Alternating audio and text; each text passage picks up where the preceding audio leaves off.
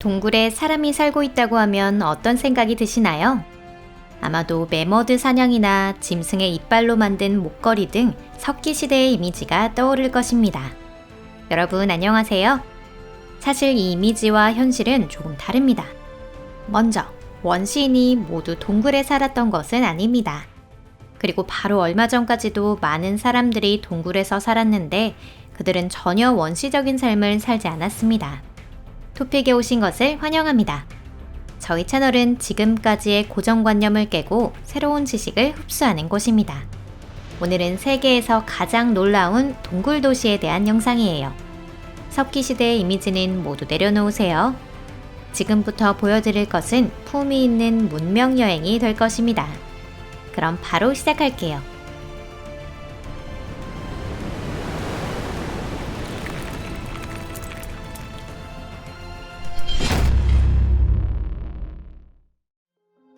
우프리스치케, 조지아. 조지아는 매우 오랜 역사를 자랑하는 흑해연안의 작은 나라입니다. 국내에는 많은 관광 명소가 있지만 그 중에서도 주목할 만한 것이 바로 이 근사한 지하 도시 우프리스치케입니다. 이곳에는 기원전 1000년경 전부터 20세기까지 약 3000년에 걸쳐 사람들이 살았는데요. 우프리스치케는 수백 개나 되는 동굴의 집합체로 주민들은 항상 오래된 것은 묻고 새로운 것들은 계속 파냈습니다. 마치 판타지 세계에 나올 것 같은 모습이죠. 아주 오래전 이 지역에는 우라르투나 메디아 같은 강대국이 있었습니다. 하지만 고고학자들은 우프리스치케가 어느 나라에 속해 있었다라는 증거를 발견하지 못했습니다. 어쩌면 동굴 주민들은 어떠한 지배자도 받아들이지 않았을지도 모르죠. 동굴 도시가 성수기를 맞이한 것은 아직 고대였을 시절입니다. 광대한 거주구역과 사찰, 문, 우물, 시장은 모두 그 시대에 건설되었습니다. 그리고 그 건물의 많은 부분은 중세에도 여전히 사용되었고요. 13세기 몽골의 침략을 받기까지 동굴 도시는 조지아의 시민 생활에 큰 영향을 끼쳤습니다. 남카프카스가 침략자들에 의해 사라진 이후 사람들은 우프리스치케의 삶을 끝내고 떠나갔으며 이곳은 피난처로만 이용되었습니다. 그래도 1920년경까지는 때때로 작은 집단이 옮겨와 사는 경우도 있었다고 합니다. 데린쿠유, 터키. 카파도키아는 현재 터키령에 속해 있지만 역사적으로는 아르메니아인과 프리기아인, 그리스인이 살았던 아주 독특한 지역입니다. 그 독특함 덕분에 많은 판타지 영화나 게임 속 모델로 등장하기도 했는데요. 마음만 먹으면 이 지역에서만 이번 특집을 꾸릴 수 있을 정도로 수많은 동굴이 남아 있습니다. 카파도키아인들은 기원전 시대부터 동굴에서 살았습니다. 돌을 깎아 만든 주거지와 사찰, 수도원이 믿어지지 않을 만큼 많은데 데린쿠유는 이 모든 것 중에서도 특히 돋보입니다. 조로아스터교의 주요 성전인 아베스타 엘브를 보면 벤디다드라고 하는 오래된 경전이 있는데 거기서 언급된 동굴 도시가 바로 데린쿠유일 것이라 추측하고 있습니다. 벤디다드에 따르면 페르시아의 왕 잠시드가 조로아스터교의 최고신인 아우라 마즈다를 섬기기 위해 동굴 도시를 건설했다고 합니다. 데린쿠유의 웅장한 모습을 보면 과연 신의 인도에 의해 만들어진 게 아닐까 생각될 정도로 훌륭한 모습을 하고 있어요. 도시가 가장 번창했던 5에서 8세기 동안 데린쿠유는 동로마 제국의 지배하에 있었으며 당시엔 마라카피라고 불렸습니다. 또한 중세 초기에는 약 2만 명이라는 풍족한 인구를 가지고 있었고요. 도시 안에는 학교와 와인창고, 빵집, 축사, 마국간은 물론 사원도 있었습니다. 그리고 그 모든 것이 지하에 있었다고 해요. 당시 주민들이 밖으로 나온 것은 농사를 지을 때뿐이 아니었을까 추측하고 있답니다.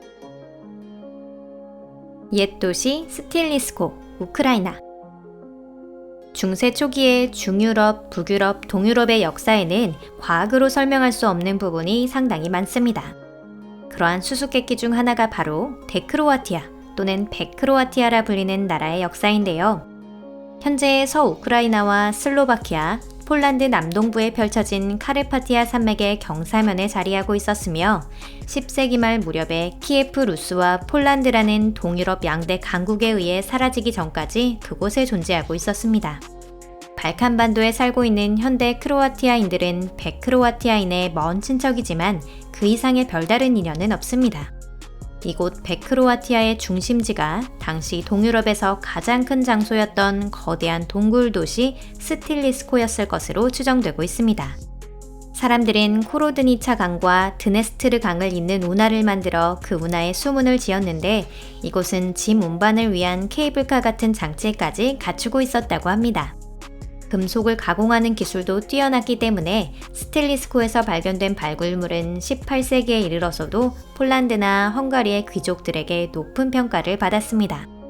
중세 초기 동유럽에 비해 놀라운 발전을 이뤄냈음에도 불구하고 백크로아티아인들에게는 문자 문화는 없었습니다.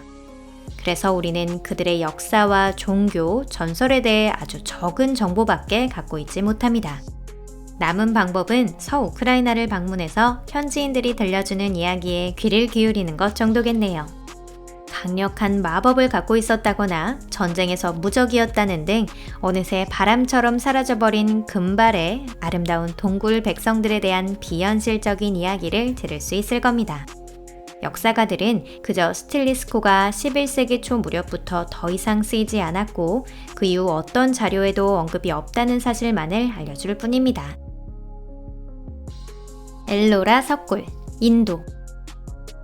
인도 사람들이 지구상에서 가장 위대한 기적 중 하나라고 믿고 있는 엘로라. 우프리스티케나 데링쿠유, 스틸리스코가 아무리 훌륭하다고 해도 이 엘로라 앞에서는 이름을 내밀기 어려울 정도랍니다.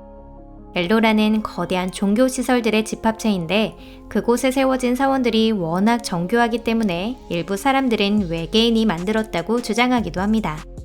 엘로라는 6세기경 건설되기 시작하여 9세기에 완성되었습니다. 기록에 의하면 아잔타 마을에서 도망쳐온 소수의 승려들이 만들기 시작했다고 하는데요. 그 후 다른 종교의 신자도 참여하게 되며 많은 추종자나 지원자가 건설에 참여하게 되었습니다. 이렇게 많은 사람들의 노력이 모여 역사상 가장 웅장한 동굴 도시가 만들어졌습니다.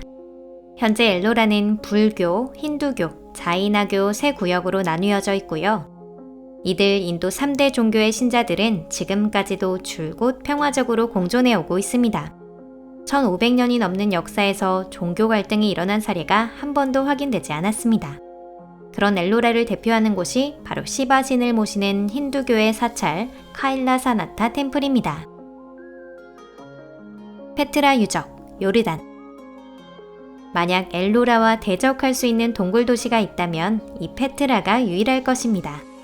이 도시는 그 자체로 인간의 위대함을 보여주는 훌륭한 기념물이며 요르단이라는 작은 나라의 중요한 관광 명소이기도 합니다.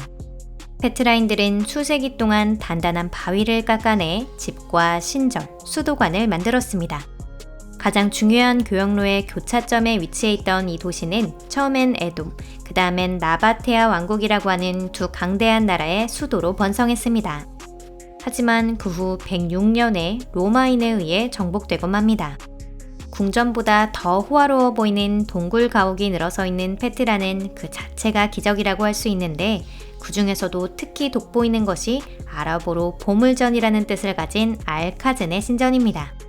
전설에 따르면 이곳에서는 과거 고대 이집트의 위대한 여신 이시스와 고대 로마 신들을 모셨다고 합니다. 신전은 모두 사암으로 된 바위를 조각해서 만들어졌고요. 그 모습이 너무 아름다워 알카즈네가 전설의 솔로몬 왕이나 이집트 파라오가 가진 마법의 힘에 의해 세워졌다고 믿고 있는 현지인들도 있을 정도랍니다.